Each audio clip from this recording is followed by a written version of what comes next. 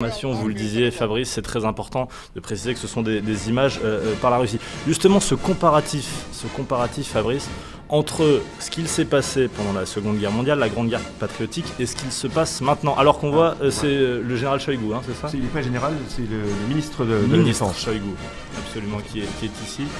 Cette comparaison entre 1945 et aujourd'hui, il insiste dessus, Vladimir Poutine. Bien sûr. Alors, il faut rappeler aussi le caractère unique qu'a le souvenir de la Seconde Guerre mondiale en Russie. En Union soviétique, il y a quand même un bilan absolument terrifiant et le bilan le plus lourd humainement de la Seconde Guerre mondiale. Selon les chiffres, selon les estimations, on dit que c'est 20, 24, 28 millions de morts en Union soviétique. Oui. Pendant la Seconde Guerre mondiale, c'est l'Union soviétique qui a payé le plus lourd tribut humain. On parle d'une dizaine de millions de soldats tués et au moins d'une quinzaine de millions de civils.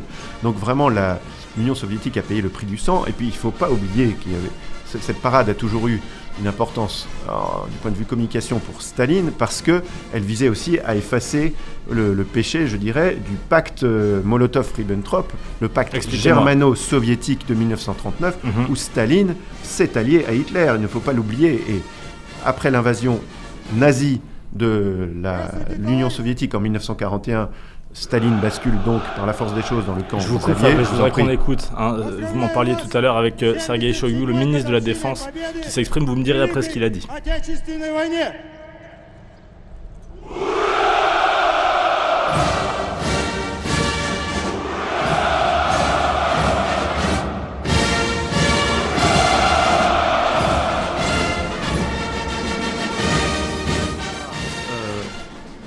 Clamé en chœur par les troupes, c'est toujours extrêmement spectaculaire. Moi, j'ai eu la chance d'assister 2 années de suite, mais il y a une douzaine d'années de cela, à cette parade du 9 mai.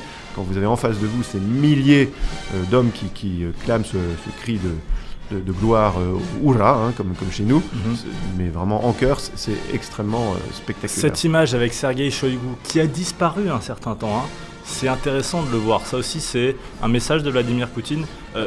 Les hommes qui m'entourent sont toujours là, sont toujours autour de moi. Alors, on se croirait un petit peu revenu à l'époque soviétique où la parade du 9 mai était l'occasion de compter qui était à la tribune. Est-ce que tel membre du Politburo avait disparu, était encore vivant, puisqu'évidemment l'opacité totale régnait.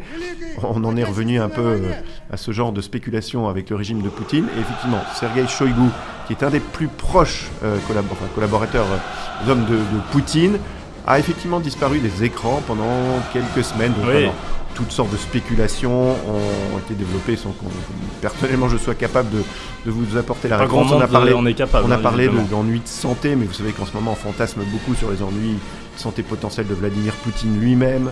Toutes sortes de rumeurs circulent, il faut être très prudent à ce sujet. Des rumeurs donc ont circulé à l'encontre de Sergei Shoigu. On a dit est-ce qu'il aurait été puni, sanctionné parce que la victoire n'avait pas été assez rapide en Ukraine. Toutes sortes de spéculations ont circulé. Des tas de gens ont intérêt aussi à faire circuler ces rumeurs, donc il faut être extrêmement prudent. Toujours est-il qu'aujourd'hui, il est au premier rang, présent pour conduire l'armée. Je salue tous ceux qui nous rejoignent sur YouTube, sur Le Figaro, sur Twitch. On suit ce défilé du 9 mai depuis la place rouge de Moscou, au-delà des images, Fabrice, qu'est-ce qu'on peut attendre de Vladimir Poutine? Il va prendre la parole. Tout est possible. Voilà ce que j'allais dire, parce que, encore une fois, il y a eu toutes sortes de spéculations, de rumeurs. On a dit peut-être qu'il va déclarer officiellement la guerre à l'Ukraine, puisque jusqu'à présent, la Russie officiellement n'est pas en guerre, mais en opération militaire spéciale. Vous savez que le mot guerre est proscrit dans les médias russes. Le porte-parole du Kremlin a dit non, a priori ce sont des bêtises. On a parlé de mobilisation générale qui serait décrétée. Là aussi, le porte-parole du Kremlin a démenti. Alors, mobilisation générale, qu'est-ce que ça voudrait dire? Qu'on appelle tous les jeunes gens à partir faire la guerre en Ukraine? Oui, il y a une mobilisation générale, mais effectivement, ça ne paraît pas à l'ordre du jour. Et le porte-parole du Kremlin a démenti. On disait aussi que Vladimir Poutine aurait souhaité annoncer une victoire décisive dans ce conflit. Alors, est-ce que c'est possible? Quelle victoire annoncée? Aujourd'hui même, peut-être, à l'heure où nous parlons, d'après les dernières informations, les derniers résistants dans la fameuse usine sidérurgique géante Azovstal à Mariupol quelques centaines peut-être de combattants, sont toujours en train d'opposer une résistance farouche dans ce labyrinthe de béton et d'acier. Est-ce qu'il y aurait, il peut y avoir une annonce dans la journée disant ça y est, Mariupol est entièrement tombé. Évidemment, les résistants ukrainiens vont faire absolument tout pour déjouer ce pronostic. Donc difficile de spéculer sur quelle annonce pourrait faire Vladimir Poutine, si ce n'est galvaniser son peuple, montrer que toute la Russie est derrière lui dans ce qu'il appelle la libération de l'Ukraine. Je vous propose qu'on écoute ce qui se passe, un peu d'ambiance à Moscou avec Sergueï Shoïgu, le ministre de la Défense, qui passe en revue les différents corps de l'armée. Et c'est hurrah, hurrah des militaires, on écoute.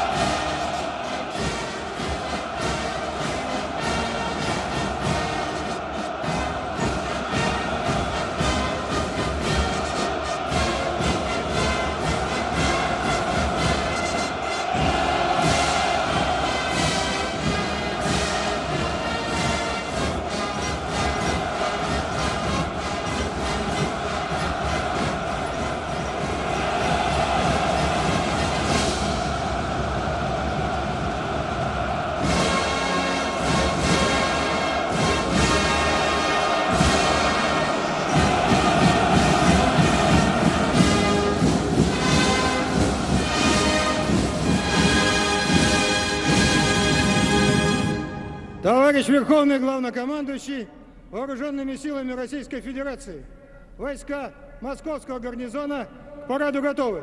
Министр обороны, генерал армии Шойгу. Вольно!